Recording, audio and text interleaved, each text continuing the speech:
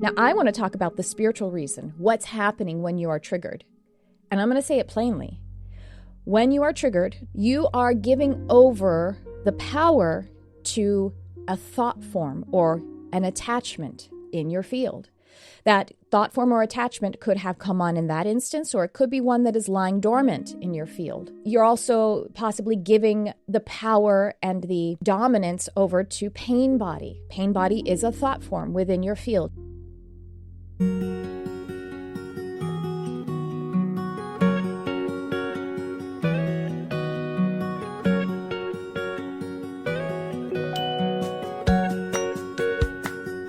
Welcome to the Charmed Life podcast. My name is Tricia Carr, and I am your host.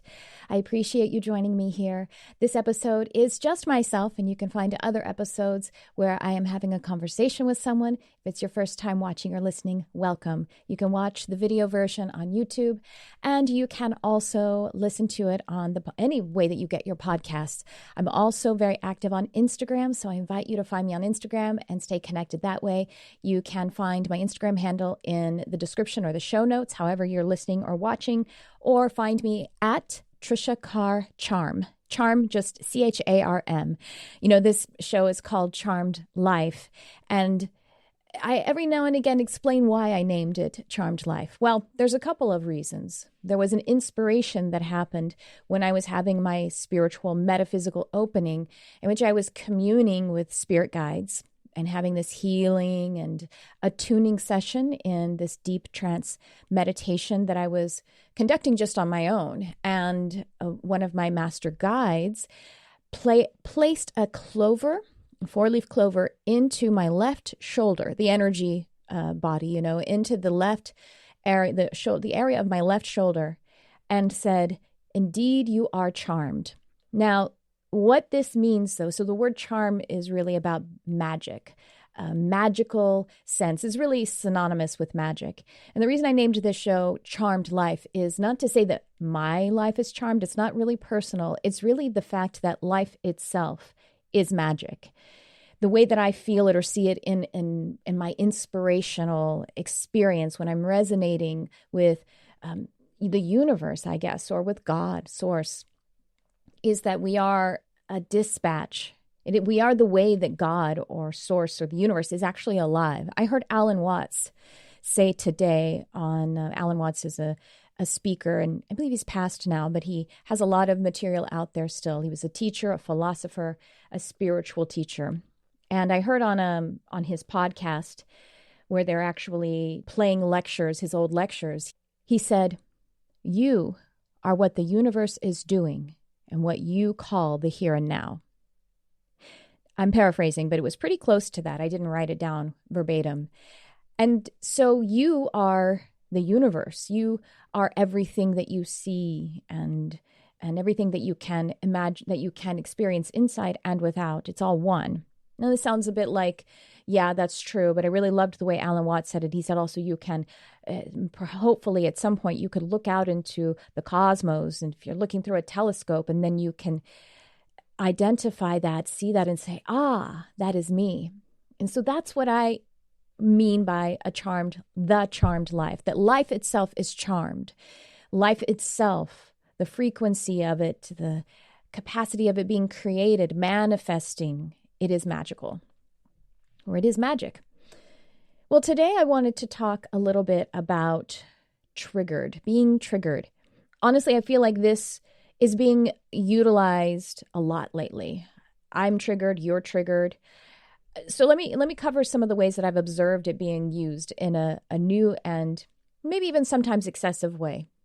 One way I've seen it used in conversation between people, maybe if they're having an uncomfortable conversation or a contentious conversation, and one person will say to the other, "I'm sorry that you're being triggered," for example. And you may have seen this in some kind of chat forums and comments, or you may have heard someone say it.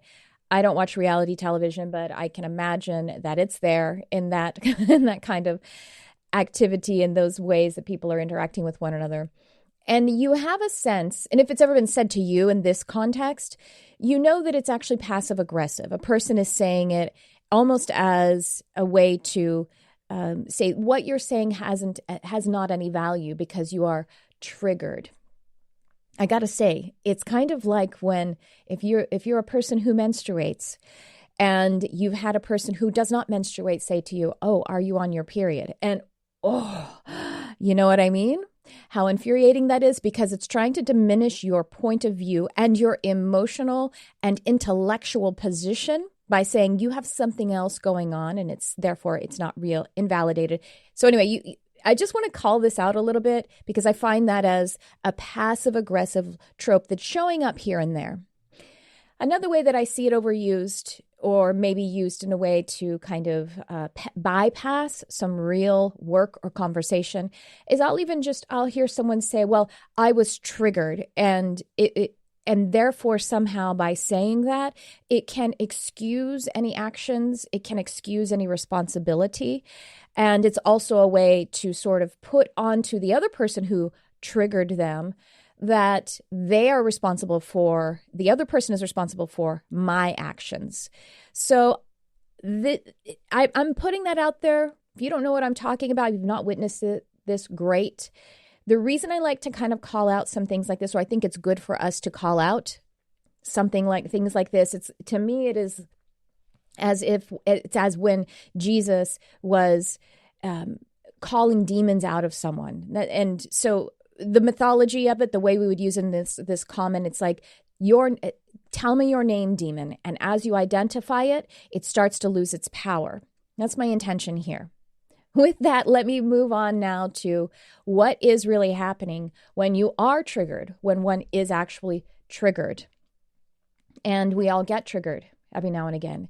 This isn't something to excuse or feel embarrassed about, or there's no reason to feel like there's something flawed about something that is very human that will happen from time to time.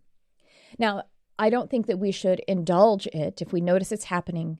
I think that it is now akin to when in the Bible says, when you're in anger, do not sin, meaning do not make a mistake, do not miss the mark. Sin means to miss the mark. It's taken from archery. It means missing the mark.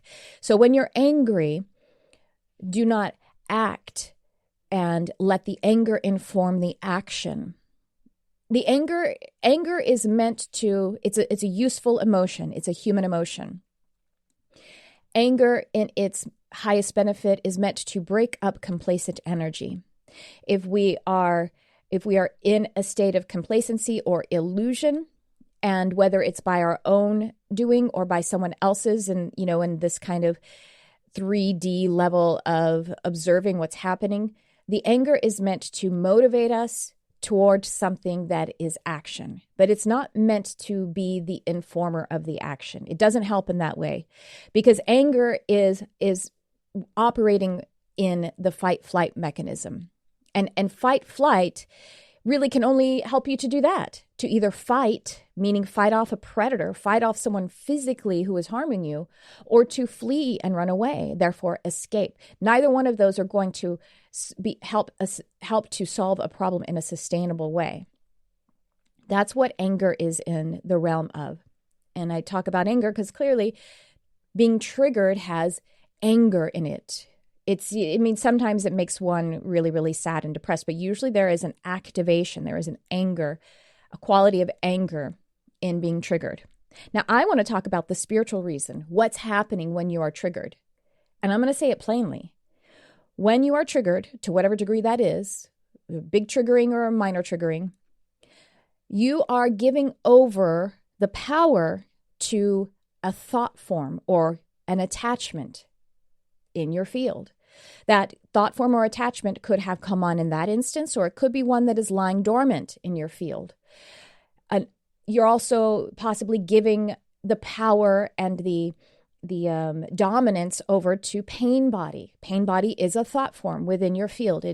Hopefully, most of us are walking around and our pain body is mostly dormant, but that's not always the case. I've had periods of my life where my pain body was hair trigger active. Maybe for a moment it was, and if I could have a laugh or something, but I was in such a state of pain and disrepair from abuse and other things that my life had either been through and currently were in, that my pain body was highly active.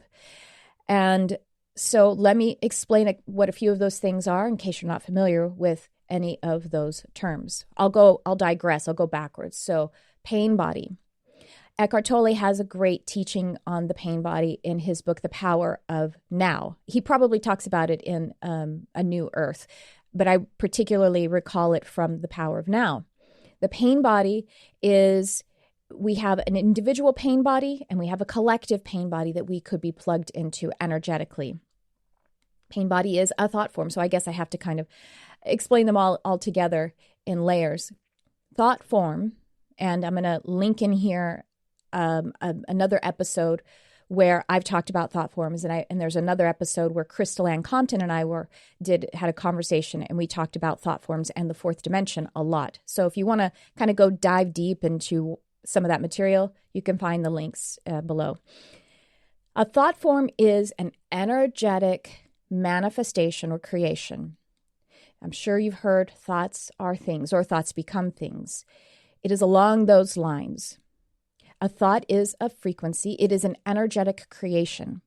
A thought form is something that happens when there are layers and layers of thoughts being applied. So a similar thought being replayed over and over. And so that in the energetic space, actually in the fourth dimension, there is a sort of form, there is a manifestation, partial manifestation, only partial because if it's a thought form, we're saying that it's not complete matter, dense material like my body or like this crystal. Not yet. In the realm or in the dimension of it being a thought form, it is in a certain level of creation. Now, these aren't all bad. They're not all good. The thing that we would really like, though, is for our pure consciousness, our being, to be master over any thought forms, whether we've created them or we have accepted them from outside. Beliefs are thought forms. A belief is something that we think over and over, and then we say, yeah, that's efficient. That's the best way to live, and then I don't want to have to rethink that thought too much. So here, I'm going to put that little mechanism, that thought form. It's an efficiency mechanism, so that I can just kind of let that be on default. We put it in our subconscious mind and we allow it to be automated. So, the belief that I really should wear shoes when I leave the house so I don't cut my feet. And so, I can go into stores because no shoes, no shirts, no service. I don't think about that. I just put them on. I don't negotiate with it. I just put the shoes on and I go live my life. And I put on the appropriate shoes. And so that's a belief that is serving me. And you can imagine all of the other ways that we would employ thought forms as beliefs. A thought form is also something that could be a collective creation or partial creations, or creation in the sense of it being in the energetic sphere of the fourth dimension. And so a collective belief. And there could also be thought forms that are created by someone else that we allow into our field. This is something that when we have our empathic nature taking things in, that if it's happening on an unconscious level, it's probably not serving us. And again, it's something that we all do because we've all absorbed our parents' or our primary caregivers' beliefs from the time that we are young. That's the way we set up our mind, is to kind of take on their beliefs, and then we kind of spend the rest of our adult life undoing them and putting them back the way that we would actually prefer them. But that is a part of being a human. When the empathic nature is operating without conscious awareness, then we can absorb beliefs, thoughts, and feelings that are someone else's that we haven't chosen for ourselves. And that's not the higher function of the empathic nature. The higher function of the empathic nature is to be doing that consciously and in a way that is helpful to you and the other person. And that's a whole other Oprah, as they say, a whole other charmed life. Hey everyone, it's that time of year again. Time for the Intuitive Intensive. The Intuitive Intensive is a 12-week immersive educational and group coaching program designed to blast open your psychic, intuitive abilities. There's no going back. I can't unsee all the things that I've seen. I can't unfeel all the things that I've felt.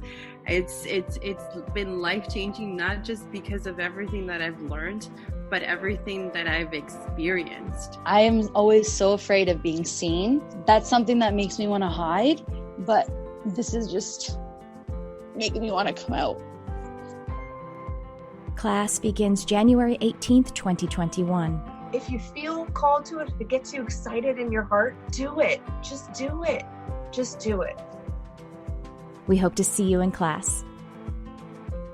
That's what we have for thought forms, but thought forms encompass a lot of things too. Thought forms also encompass what people would probably call demons. Now, I don't think of demons in the classical sense of religion, where maybe they're fallen angels or that the devil created them. I definitely have no use for any of that. It's more that the collective thoughtscape of humankind create fears and traumas.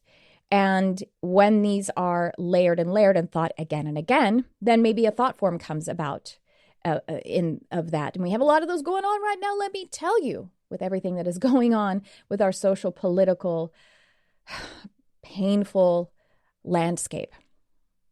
We're not going to talk about that. But you might infer some of what I'm talking about and apply it to that. That's you. Have fun if it's helpful to you. If it resonates and if it helps, great. If it doesn't, chuck it. That's always the rule. So thought forms can be a collective manifestation. That's the first thing. They could be a personal manifestation. They could be good, bad, or neutral.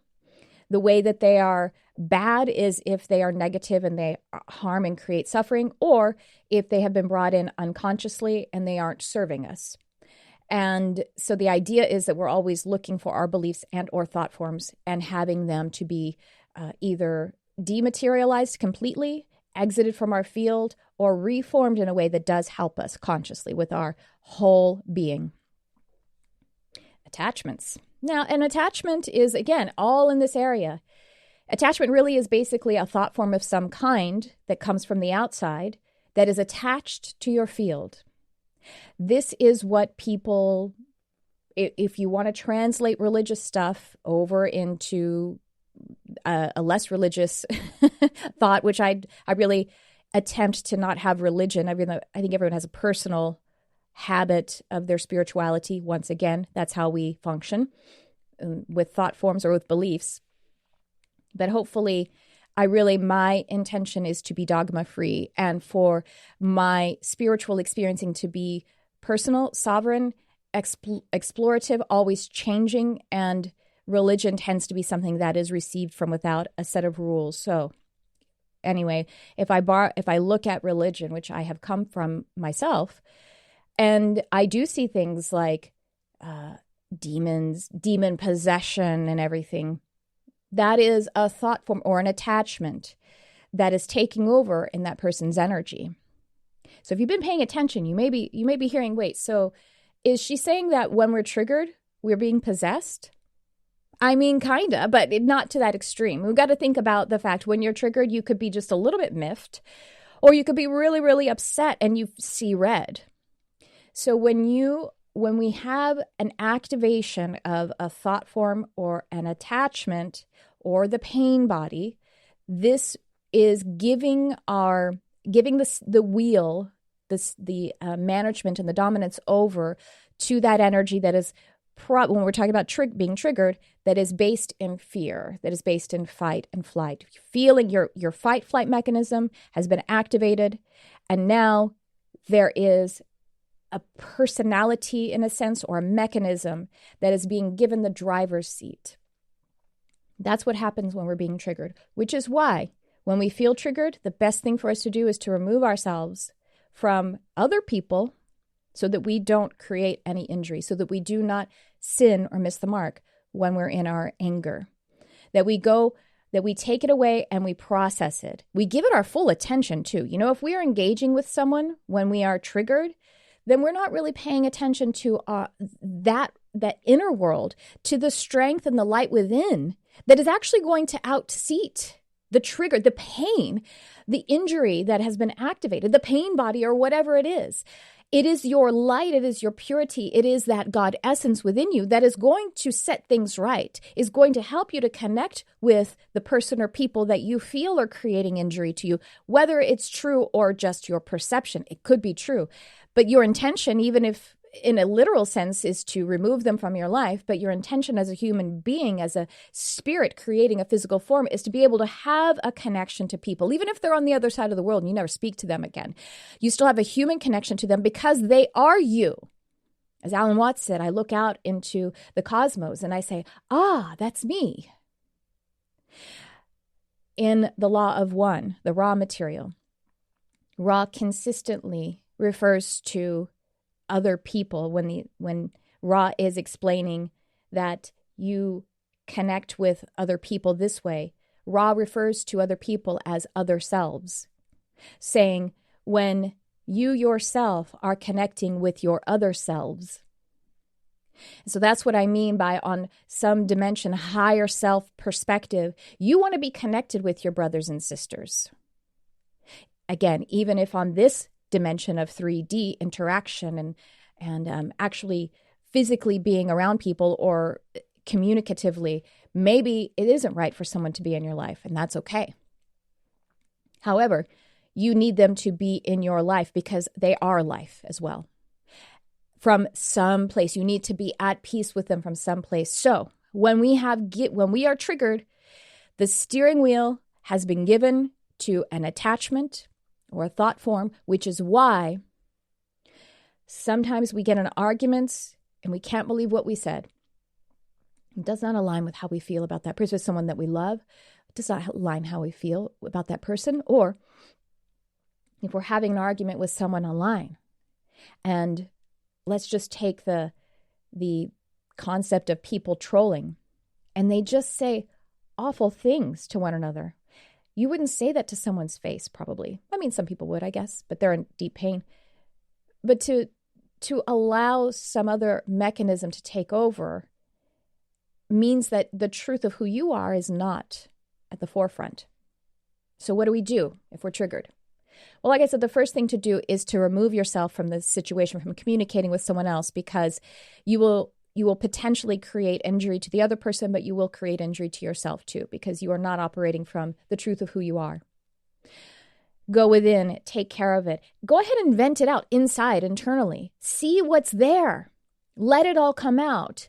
Indulge it just with yourself, with compassion. So I like to think of it as creating a container. If you can visualize or imagine, you've put yourself in some container, incubator, if you will. And it is a place of grace. It is a container of grace for you to express yourself, to speak to yourself, have compassion for yourself, and let it come out. The more that you vent it out and let it out, you can then get to the other side of it. The way out is through. Now, there's a distinction here, though. We must remember the word indulgence. If we indulge something, that means that we're patting ourselves on the back. We are fighting for our limitations. We are insisting upon the importance of our pain. You may almost be close to that if you're just kind of venting for a while, but please have in the forefront of your mind that I'm letting this vent out. I'm exploring what is here in this mechanism that I put in the driver's seat so that I can move through it to the other side, which is the truth of who I am and the truth of who all of we are as one. So if we're arguing for and if you have that intention that you're going to get through it and it's taking a little time, that's fine. Give it time.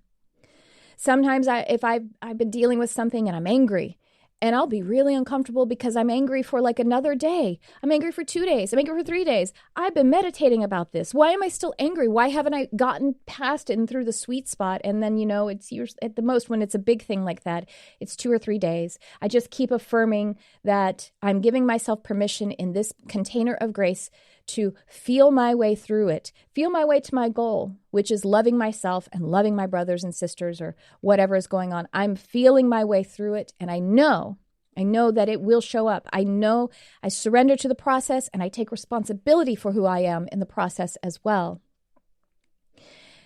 And so in your anger, do not sin.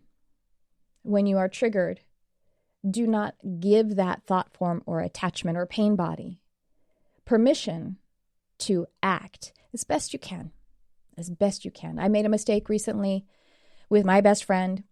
We had a disagreement and I was feeling triggered. And I said, we were messaging back and forth, and I said, I'm putting on my shoes right now. I'm going to go take a walk, and I'm not going to message until I get back.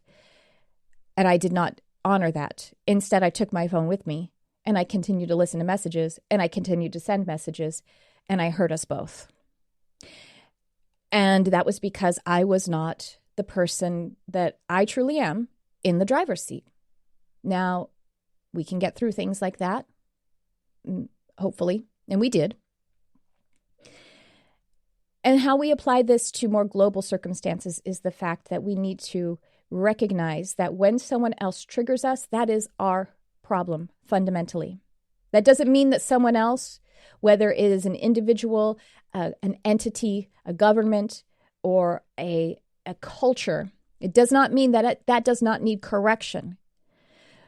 But do not attempt to correct when you're in your triggered state, because it is not the best you. And you can do better, and I can do better. I think it's really important for us to think about this really deeply now, because when we don't give space for other people to learn and grow, then we are just fostering separation. And that's not the truth of who you are. I'm going to talk a little bit too about the law of attraction and how this teaching is sometimes misunderstood or misused. That'll be in an upcoming episode. But it does have to do with how we're communicating with one another, and it does have to do with that triggered state. So I thought I would mention that if you want to keep your eye out for it. So indeed, to run this down, being triggered means that we are having come bubble up to the surface, possibly taking the steering wheel, a thought form, attachment, or pain body. It can be any degree of being slightly miffed or being enraged so that you actually create a lot of harm, losing control. And it is a loss of management. I would say it's a loss of higher responsibility from a higher mind and from your heart. However, when you feel that, please remove yourself and drop down into your heart and give yourself the space and the grace to move through it. Because that's how you're going to access the truth of who you are, and that's how you're going to access higher wisdom and intelligence. And only that way, with your heart and with infinite intelligence and wisdom, can we actually make corrections, because corrections happen by changing the heart. And when we are angry and we are actually fighting doesn't change hearts. Sometimes we have a fight. Eventually we get to a place where there's resolution, but it's not because of the fight. It's because we tire ourselves of the fight, and then finally on the other side, we get to the place where resolution can happen, which is intelligence, critical thinking, love, wisdom with the heart. Hearts make the difference. Well, I think that's going to be this episode. Before I sign off, let me remind you that if you are listening in January of 2020, before January 18th, we have the Intuitive Intensive registration still open, 12-week immersive educational and group coaching program with myself and Crystalline Compton. Life-changing. Life-changing. Check the description for the link of how you can read all about the curriculum. We have a few more days to sign up, and I hope to see you there. And I hope to see you here as well. Please do like, subscribe, follow, and comment. Follow me on Instagram. And stay tuned here. Please click the bell on YouTube so that you can get updates on when the new episodes are coming out. Thanks for tuning in. I love you, whoever you are.